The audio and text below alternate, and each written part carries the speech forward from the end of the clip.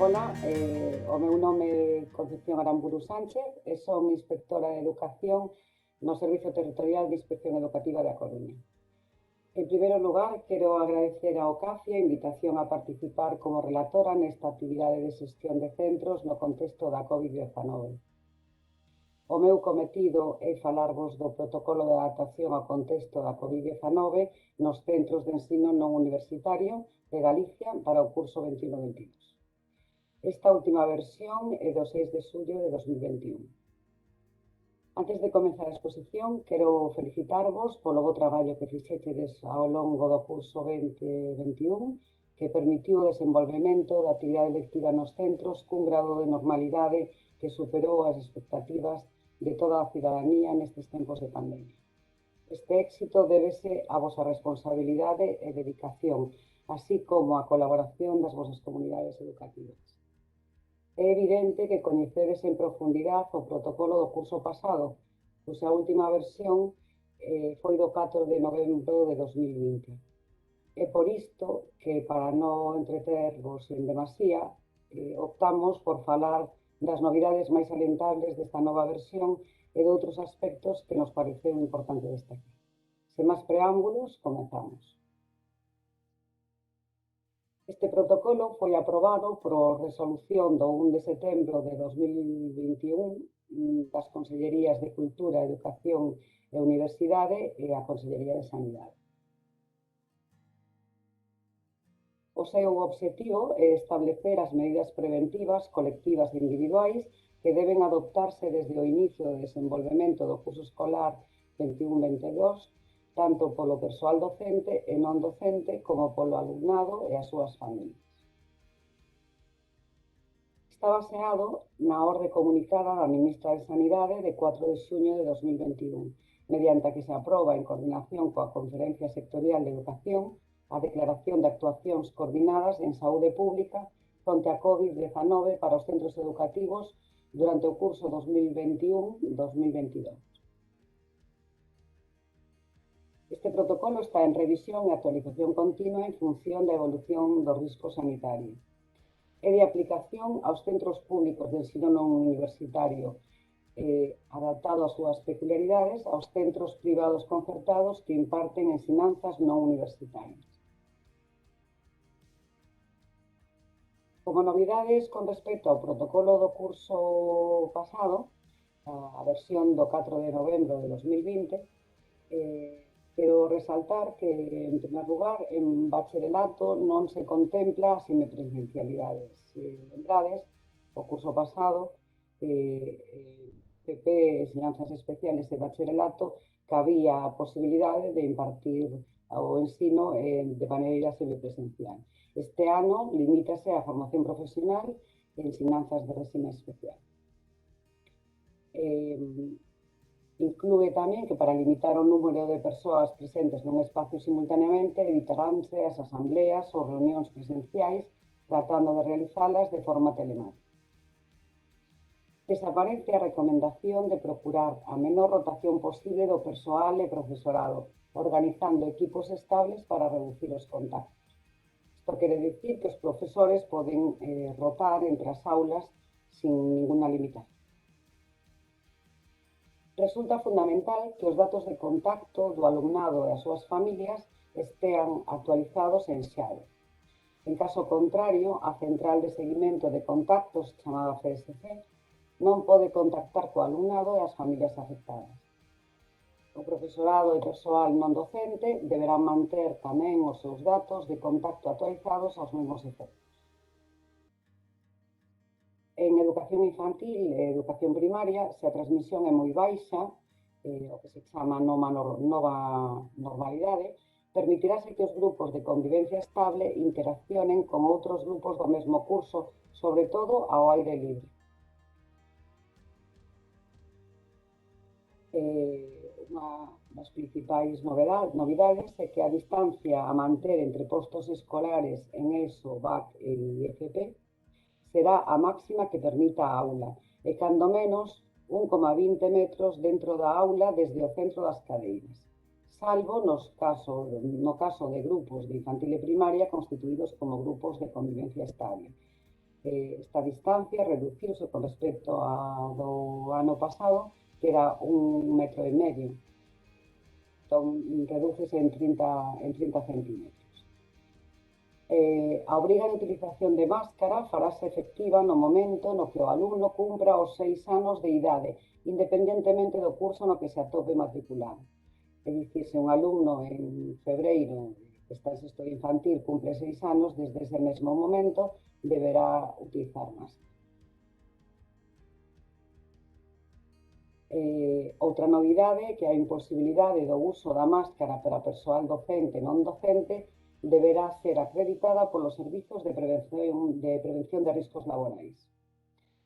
No caso da formación profesional e das ensinanzas de réxime especial, cando sexa de aplicación, adaptaránse as medidas que correspondan ao seu ámbito profesional de referencia. Antes existía a obriga de usar pantallas de protección facial. Neste momento valorarase que medios deberán utilizarse en función del ámbito profesional a que pertenece a ensinanza. Como novas recomendacións, encontramos algunhas de carácter sanitario que xa coñecedes, pero este ano aparecen explícitamente impresas no protocolo, como evitar tocar os ollos, a nariz e a boca, xa que as mans facilitan a transmisión, ao tousir ou esbirrar, non retirarse a máscara e cubrirse a boca e o nariz co cóbado flexionado, usar panos refugables para eliminar secrecións respiratorias e tiralos tras o seu uso a unha papeleira con bolsa e a poder ser con tapa e pedal, facendo unha posterior hixiene de mans. Evitaránse aquelas actividades no centro educativo que conleven a mestura de alumnado de diferentes grupos de convivencia ou clases. E como novidade, engádese nas que non se poida manter a distancia mínima interpersoal. Os eventos deportivos ou celebracións que teñan lugar nos centros educativos realizaránse sempre que se poida ao aire libre e de acordo ás mesmas condicións que os seus homólogos no ámbito comunitario. Antes prohibíase a asistencia de público. No momento que se permita por parte da Sanidade que as competicións deportivas e demais acuda ao público, permitirase tamén nas actividades deportivas nos centros e outras actividades extraescolares. En canto ao plan de adaptación á situación COVID-19 no curso 21-22, elaborado polo centro, encontramos as seguintes recomendacións por certo. Nas aulas será suficiente con realizar a limpeza unha vez ao día, incluído mobiliario, mesas e outras superficies de contacto. No caso de que se establecesen quendas nas aulas, comedor ou outros espazos, cando cambie o alumnado, indícase a limpeza, desinfección e ventilación entre quenda e quenda. Deben realizarse tarefas de ventilación frecuente nas instalacións por espazo de polo menos 15 minutos ao inicio da xornada e 15 minutos ao remate da xornada. Tamén durante a totalidade dos recreos.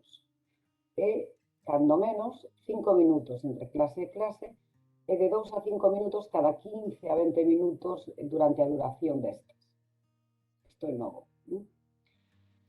As portas das aulas deberán permanecer sempre abertas, coas ventás abertas para favorecer a circulación de aire e especialmente se as ventáns se atopan pechadas. Nos corredores deberán permanecer abertas tamén as ventanas para facilitar a ventilación. Se un profesional presta asistencia no mesmo espacio con diferentes alumnos de maneira consecutiva, desinfectarase as superficies utilizadas e ventilarase a sala un mínimo de 5 minutos. No protocolo anterior eran 15. Entón, neste momento son 5 minutos tras cada sesión ou en función dos parámetros citados que garantan unha ventilación axeitada. As actividades extraescolares e complementarias organizadas polas AMPAs ou polo centro seguirán o previsto no anexo 6º do que falaremos máis adiante. Novidades nas medidas xerais en relación co uso do servicio do comedor. Os centros educativos manteránse abertos durante todo o curso escolar, asegurando os servizos de comedor, así como apoio lectivo a menores con necesidades educativas especiais e pertencentes a familias socialmente vulnerables, sempre cando a situación epidemiolóxica o permita, en base ás indicacións das autoridades sanitarias. Será obrigatorio o uso de máscara para o alumnado, excepto no momento específico da alimentación, incluindo o tempo de agarda ata o inicio do servicio e o período entre os distintos pratos.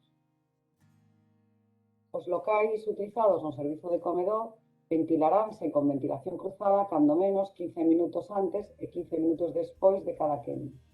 As portas permanecerán abertas e, se as circunstancias meteorolóxicas o permiten, manteránse unha ventilación mínima cruzada durante todo o servizo.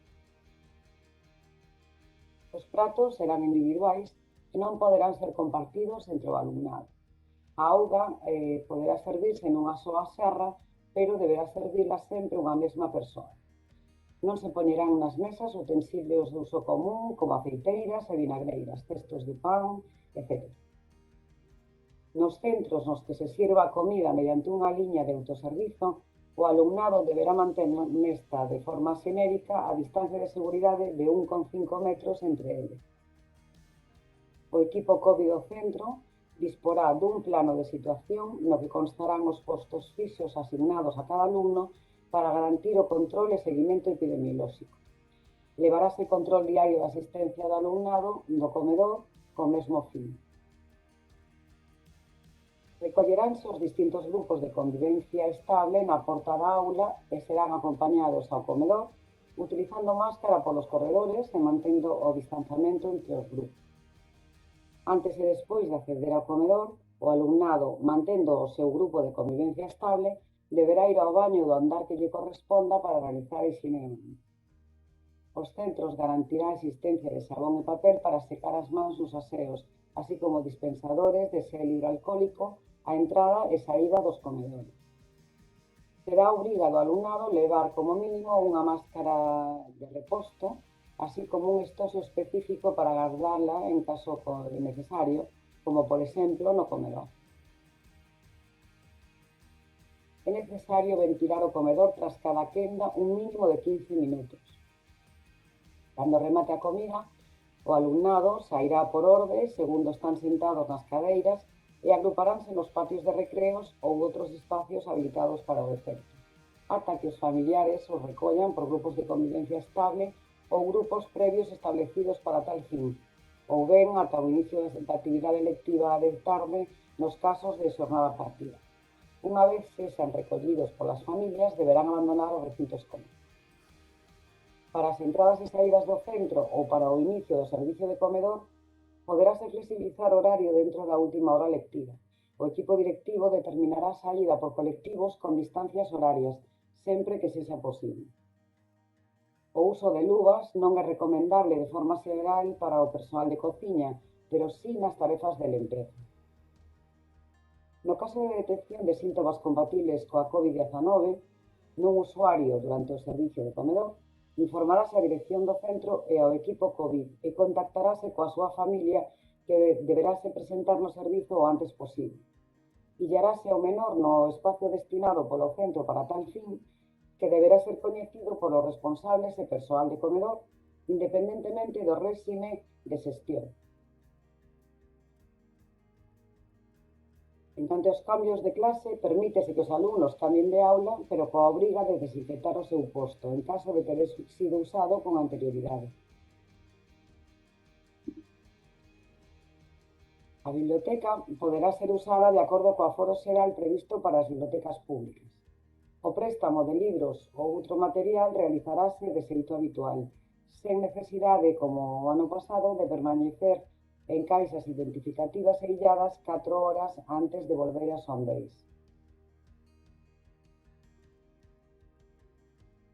Este curso, o uso dos aseos estará limitado a unha simultaneidade non superior ao 50% do seu aforo. Verdade que o ano pasado era un tercio do aforo. Estableceránse as medidas conducentes a garantir o cumprimento dese aforo. En canto ás medidas específicas para os períodos de lecer, non se inclúen como posibles medidas a adoptar a redución da súa duración ou a súa realización dentro da aula. Lembrade que o curso pasado si se contemplaba esta posibilidade. E poderánse compartir obxetos coas medidas de higiene necesarias. En canto á utilización de cartelería no centro, desaparece a recomendación de que na medida do posible se evite, para facilitar a limpeza, a colocación de anuncios, murais ou outro material nas paredes de corredores ou de aulas.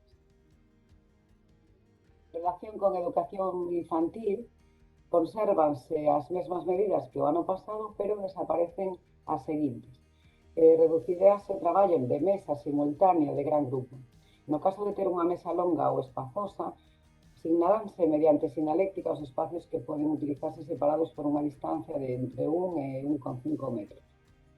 Os elementos de xogo como tobogáns non deberían empregarse, así como areeiros en grupos, xa que provoca xuntanza entre o alumnado. A organización dos recreos poderá limitarse a un solo grupo con alternancias horarias entre grupos a criterio da dirección do centro.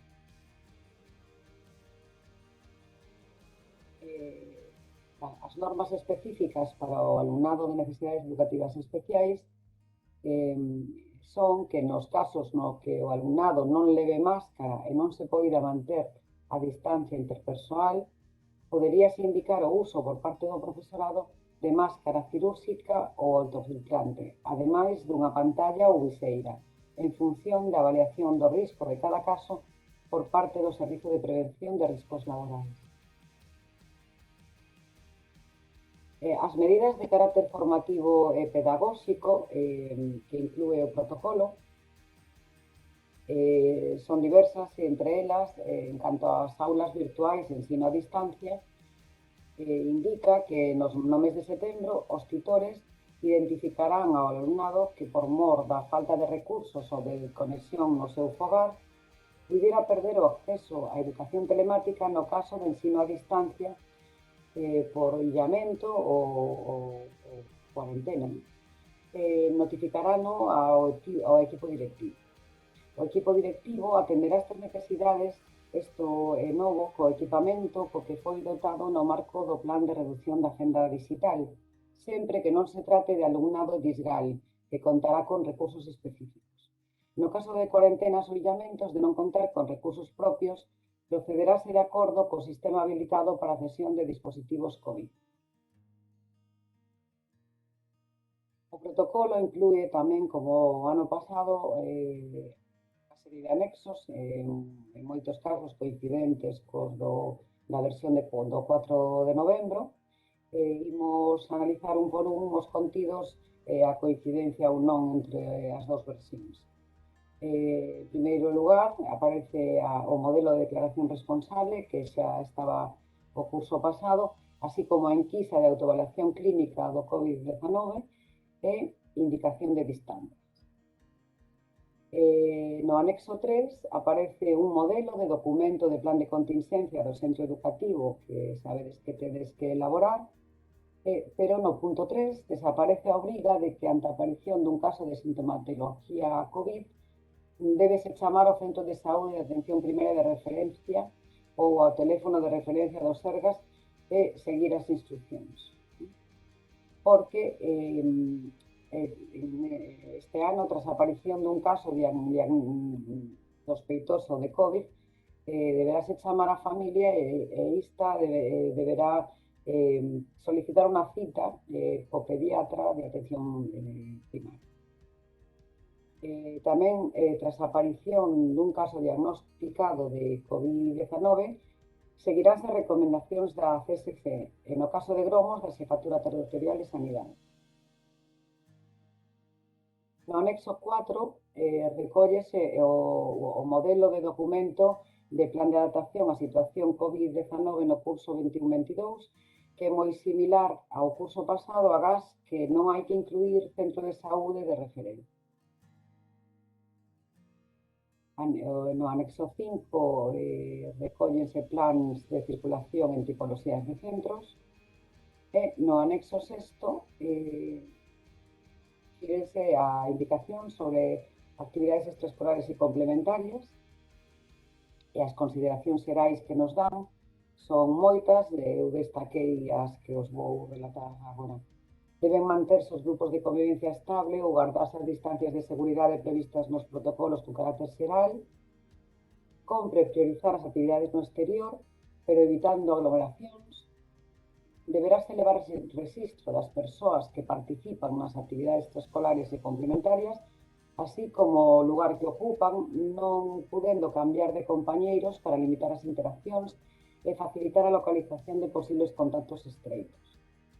Cando as actividades supoñan entrada no centro de persoal alleo, claro, de conferencias ou monitores ou algo similar, estas persoas deberán coñecer previamente e asumir na súa totalidade o protocolo COVID e o plan de adaptación do centro e asinar o compromiso de realizar a enquisa de autoavaliación antes da actividade. Tamén as persoas que accedan aos centros de xeito regular en virtude de convenios tales como o persoal da ONCE ou outras entidades que apoyen o proceso de ensino-aprendizaxe na atención á diversidade, deberán asinar a declaración responsable que asina o alumnado, coñecer e asumir o protocolo do centro e extremar as precaucións nas súas interaccións co resto da comunidade educativa. Os responsables de verificar todo o procedimento serán os membros do equipo COVID. En canto ás actividades complementarias extraescolares organizadas por AMPAs, concellos, etc., a entidade organizadora deberá presentar á dirección do centro un plan de actividades extraescolares conxuntamente cun plan de contingencia que será revisado polo Consello Escolar para a súa aprobación.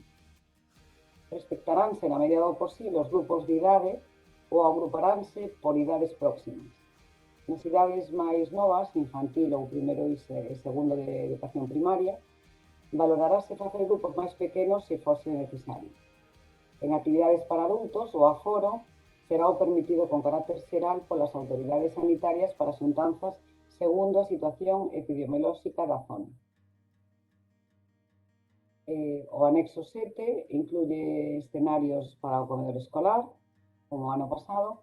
No anexo 8 recóllense normativa e recomendacións sobre ventilación en centros educativos no contexto da COVID, máis concretamente referentes á toma de decisión sobre ventilación, proceso de decisión para a ventilación e indicaciones específicas para previr a propagación do coronavirus. En cuanto á atención á diversidade no contexto da COVID-19, o protocolo recolle no anexo 9 as seguintes medidas. Con carácter xeral, no caso da atención á diversidade, mantéñese as 4 medidas fundamentais na prevención do coronavirus. O uso de máscara de protección de forma obrigatoria en maiores de 6 anos sempre que a toleren, incremento da hixiene de mans hasta un mínimo de 5 veces ao día, manter a distancia física establecida de forma xenérica e potenciación da ventilación dos espacios pechados. Como medidas específicas para este colectivo, temos, entre outras, que se non fose posible a súa utilización, prescindirase do uso da máscara por parte do alumno e manterase un cumprimento estricto da distancia de seguridade. Con carácter xeral e por motivos de inclusión, o alumnado con necesidades educativas especiales formará o grupo de convivencia estable coa aula a que pertence. Nos casos de alumnado en escolaridade combinada, o alumnado formará grupo de convivencia estable coas aulas ás que lle correspondan, tanto nun mesmo centro como en centros diferentes. Tanto nos centros específicos de educación especial ou nas unidades de educación especial en centros ordinarios, será posible que se constitúan grupos colaborativos dentro dos grupos de convivencia estable cando o número de alumnos por aulas sexa superior a 5.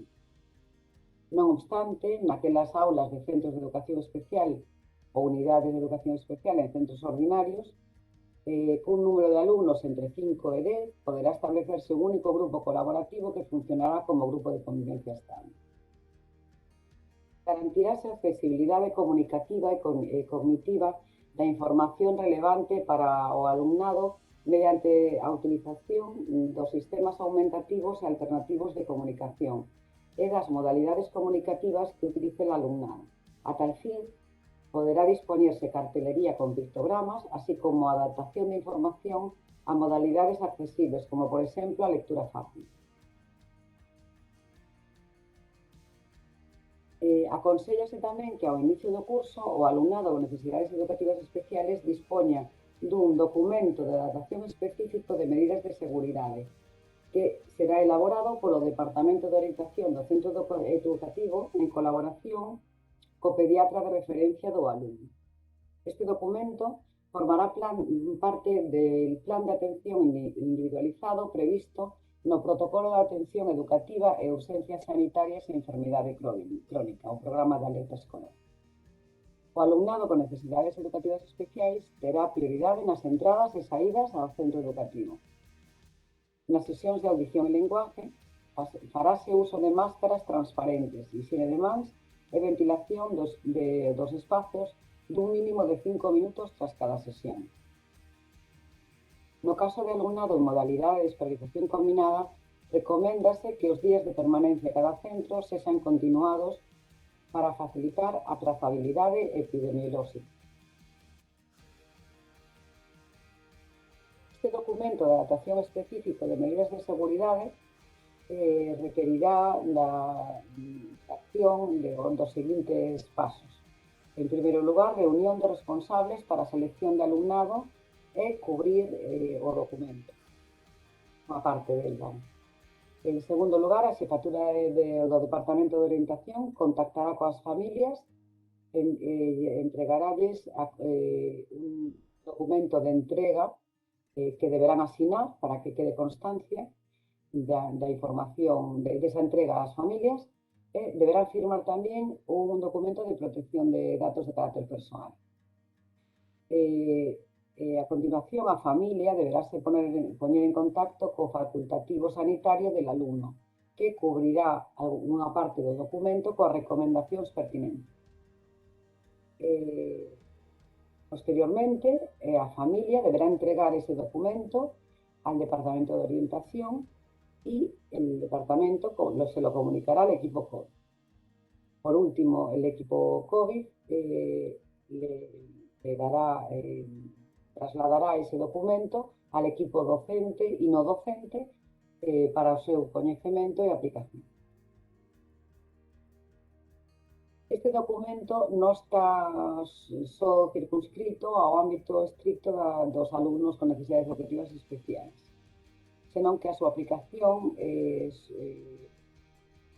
pode realizarse en todos aqueles casos de atención a la diversidade, é dicir, aparte das necesidades educativas especiales, aos alumnos con necesidades específicas de apoio educativo e a outras situacións de atención á diversidade derivadas de situacións persoais, sociais ou circunstanciais, calquera que sexa a súa orixe ou duración, derive ou non dunha enfermidade ou condición crónica, sempre que non sexa unha situación puntual ou limitada.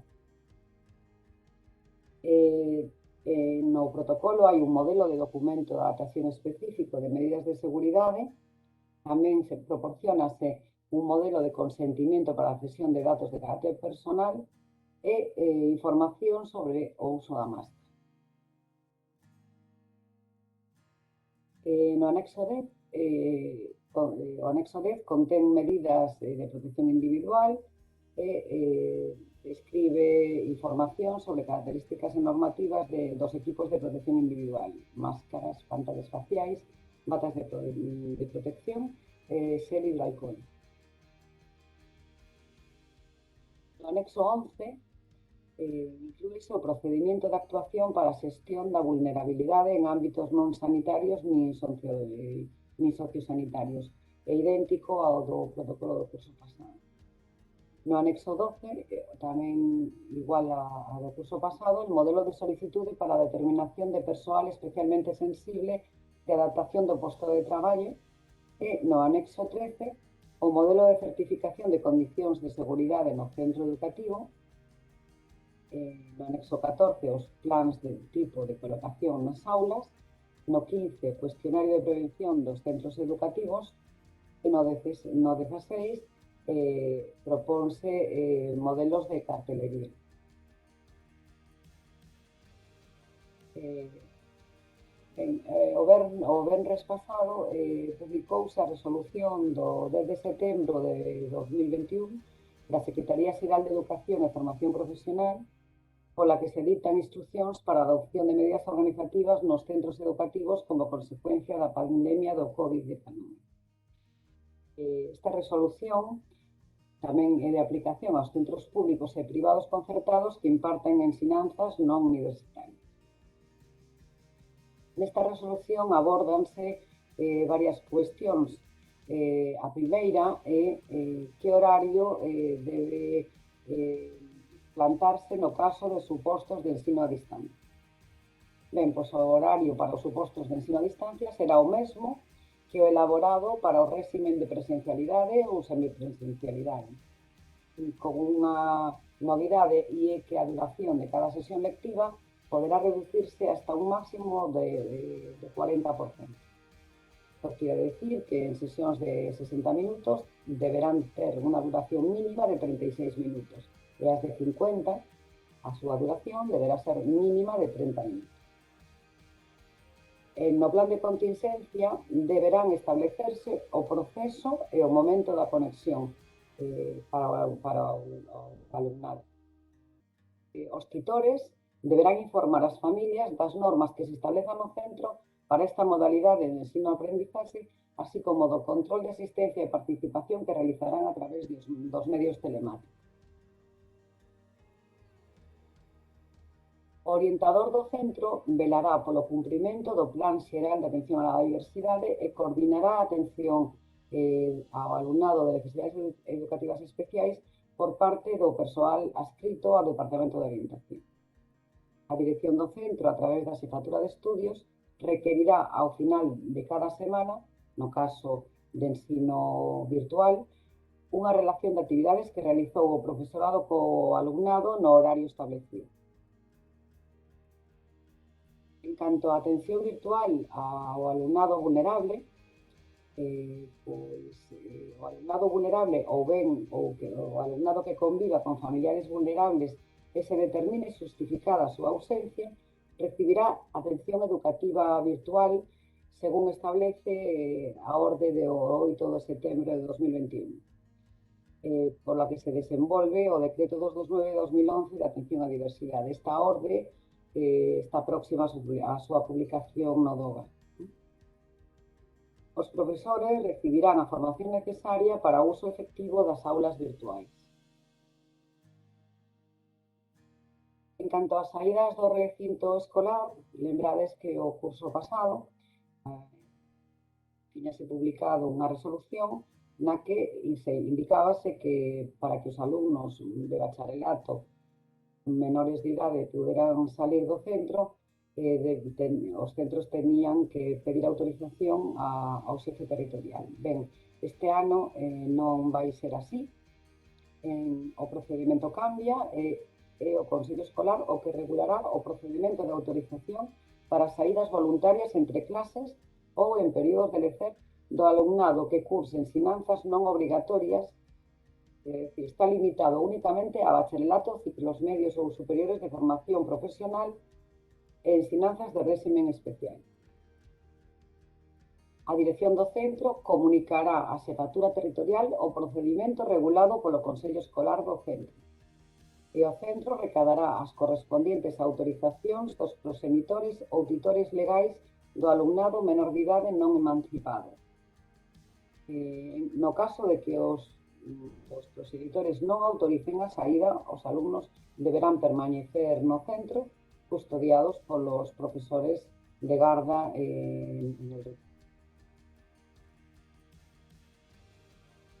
Ben, por último, he recopilado algunhas das dúbidas máis frecuentes, algunhas que me consultaron e outras recollidas dos foros de dirección. Ten posibilidade de contestalas todas, seleccionei unha pequena mostra de todas elas. Programaránse entradas e saídas escalonadas para que niveis educativos e que pasa coas actividades extraescolares e cos recreos. Nos centros educativos onde sexa posible, Habilitaránse diferentes entradas para o alumnado das diferentes etapas educativas, infantil, primaria, secundaria, bachillerato ou UFP. No caso de que polas peculiaridades do centro non fose posible habilitar entradas distintas, poderánse establecer quendas de entrada distanciadas no tempo. As normas que rexen as actividades preescolares e complementarias xa dixemos antes que están no anexo sexto e as dos recreos no punto 20 do protocolo dentro das medidas de carácter organizativo.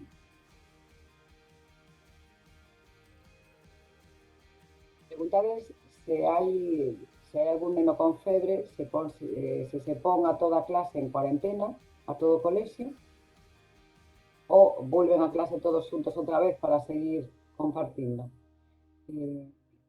Ben, pois, no caso de que un alumno presente síntomas compatibles coa COVID-19, febre ou similar, levarase a un espacio separado de uso individual, colocaráselle unha máscara cirúrxica tanto ao que iniciou síntomas como a persoa que quede ao seu cuidado, de acordo coas pautas establecidas no anexo terceiro, que é el modelo de documento plan de contingencia do centro educativo.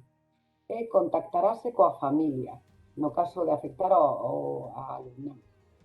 A persona ou o seu tutor legal deberán chamar ao centro de saúde de atención primaria para solicitar consulta, ou ben ao teléfono de referencia dos Sergas e seguir as súas instruccións. No caso de presentar síntomas de gravidade ou dificultade respiratoria, chamarase ao 061. Se a persoa que presenta síntomas é un traballador, pois este abandonará o seu centro de traballo protegido por unha máscara cirúrxica e pedirá cita telefónica a seu médico de atención primaria. De confirmarse o caso, o equipo COVID do centro educativo incluirá a rede de contactos a través da aplicación EduCovid para a identificación por parte da autoridade sanitaria dos contactos estreitos e a determinación de quen deberá guardar cuarentena.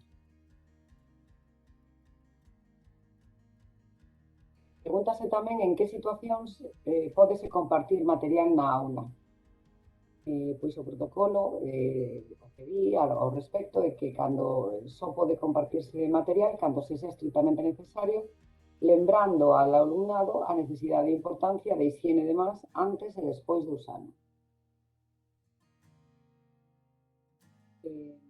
De que serve unha aula burbulla ou grupo estable de convivencia e un plan de contingencia se despois os nenos e nenas se van mesturar e reunirse con outros grupos cando saen da organización escolar? O obxectivo da Consellería de Cultura, Educación e Universidade é crear contornas escolares saudables e seguras mediante o establecemento das medidas preventivas colectivas e individuais que deben adoptarse co obxectivo de protexer e previr no máximo posible o risco de contagio por COVID-19 a alumnos, profesores e persoal non docente. O que suceda fora dos centros educativos pertence á responsabilidade individual das persoas e, no caso dos alumnos menores, ás súas familias. Como proceder coa entrega e recollida de exames e traballos en papel? Poden recollerse os exámenes e traballos en papel, xa que a OMS afirma que o contagio do coronavirus prodúcese principalmente por vía aérea e que resulta case imposible que suceda a través de superficies porosas como o papel. Como debe proceder o centro se os alumnos presentan un informe médico do especialista da patoloxía correspondente que non pode usar unha máscara? Pois ben, en primeiro lugar, hai que intentar manter a distancia interpersoal de 1,5 metros. E nos casos nos que o alumnado non leve máscara e non se poda manter esta distancia interpersoal, poderíanse indicar o uso por parte do profesorado de máscara cirúrxica ou autofiltrante, ademais dunha pantalla ou viseira, en función da avaliación do risco de cada caso por parte dos servizos de prevención de riscos laborais. Cando un suposto caso positivo pode volver ao centro educativo? Ben, as persoas que teñan diagnóstico confirmado terán obrigadillamento durante 10 días. As persoas que teñan a consideración de contacto estreito da persoa con diagnóstico confirmado deberán permanecer en cuarentena hasta que obteñan o resultado negativo da PCR que se solicitará transcorridos 10 días do último contacto co caso confirmado. Se polo motivo que fose pasan 14 días do último contacto co caso confirmado e non se realiza a PCR, a cuarentena finalizará igualmente. Hai que realizar reunións de coordinación e outras actividades non docentes de forma presencial. Ben, o protocolo non o aconsella e que para limitar o número de persoas presentes nun espazo simultaneamente evitaránse as asambleas ou reunións presenciais tratando de realizarlas de forma telemática. Os centros educativos promoverán que as reunións de coordinación e aquelas outras actividades non lectivas, cando sexa posible, se realicen de forma telemática. A atención ás familias pódese facer persoalmente. O que recomenda o protocolo é que nas reunións de titoría e nas comunicacións por outros motivos coas familias priorizarase a comunicación por teléfono ou videochamada. Porén, cando a xuízo do titor ou da dirección do centro sexa precisa a titoría presencial, realizarase coas debidas medidas de protección. Hai que realizar algunha acción específica nos cambios de quenda entre mañá e tarde? Nas aulas será suficiente con realizar a limpeza unha vez ao día, incluído o mobiliario, mesas e outras superficies de contacto. No caso de que se establecesen quendas nas aulas, comedor ou outros espazos, cando cambie o alumnado, indícase a limpeza, desinfección e ventilación entre quenda e quenda. A biblioteca estará aberta? Pois si, a biblioteca poderá ser usada de acordo co aforo xeral previsto para as bibliotecas públicas. A persoa responsable da biblioteca, xunto coa dirección do centro, establecerá un protocolo de acceso á biblioteca, se fose posible mediante petición ou cita previa. O alumnado debe higienizar as mans antes e despois da estancia na sala. O equipo de biblioteca sinalizará nas mesas e outros postos de traballo aqueles que poden ser utilizados de xeito que se manteña a distancia de seguridade e se optimicen os postos dispoñibles. Ao rematar, os usuarios da biblioteca higienizarán os postos que teñan ocupado. O préstamo de libros ou outro material realizarase de xeito habitual. Ben, e con isto remato a miña presentación. Gracias pola vosa atención. Moi boa sorte para este curso 21-20.